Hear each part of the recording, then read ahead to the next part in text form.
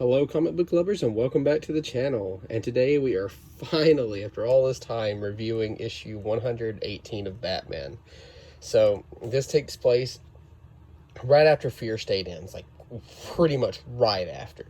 There's a new creative team behind it. Joshua Williamson, you might know him from him writing Robin.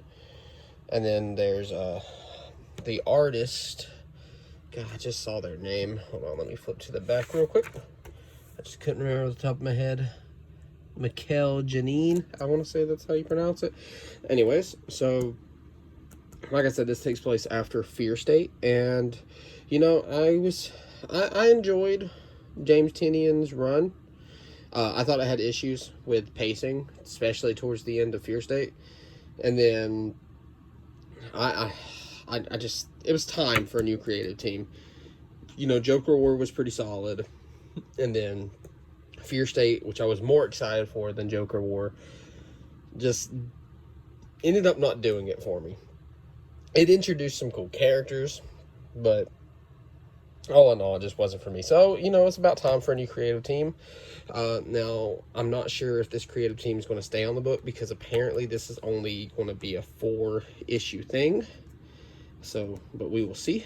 But I'm excited to finally talk about this book because, you know, I was pleasantly surprised. They brought back some things from Batman's past. It was really cool. So, like I said, it starts off at the end of Fear State. You know, they're celebrating the fact that the magistrate's gone. Scarecrow has been defeated and all that. So, you know, we get to these people. They're actually trying to break into a pawn shop. And they see Batman up there, and at first they thought it was just a gargoyle, which is pretty funny. And they see Batman up there, they run to the cops, and they're like, please, just arrest us. We don't want to get our ass kicked by Batman tonight. That sounds like a terrible idea. So the cops end up, you know, arresting them, and Barbara's like, you enjoyed that, didn't you? He doesn't know what she's talking about. He totally didn't enjoy that. Well, we move on from there, and it shows how Batman's been busy. And if you know, I don't read Justice League, so I don't know anything about the whole Justice League thing, but I know that's Vile from Detective Comics up there. Well, continue, and it turns out that there's a group of criminals about to rob this place, and all the people there, and you notice that they're all dressed up in costume, and they're all dressed up as villains from Batman's Rogues Gallery. So it's kind of crazy. So Batman, he actually knows a way to figure out who's who by, you know, gun metal, how people walk, the fact that, you know, some people don't walk around carrying a full thing of gasoline. So, you know. Well, so I'm pretty sure, I'm not sure if this is supposed to actually be Firefly, but it seems like it's the actual real Firefly, but I don't know. Y'all can let me know. But, so, the fight starts off, Killer Croc's, you know, in here.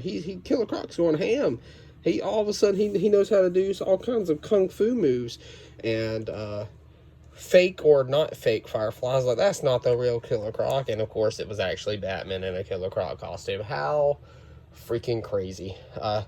So Batman fights fake Joker, and him tells him he's not even worth a batarang, and, you know, quick fight, defeats him. Freezes the gun with the Mr. Freeze Ray, because that was an actual freeze ray. So we get him actually giving this little girl dressed up as Punchline an autograph, which I thought was adorable.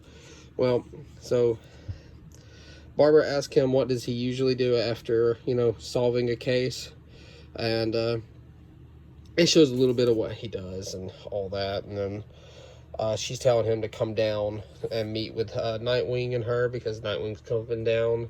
Well, Batman says, look, he's going dark for 48 hours because, like I said, they bring back things from Batman's past. Batman Inc. has been arrested, and he travels over, you know, to where this crime scene was. By the way, that's really good.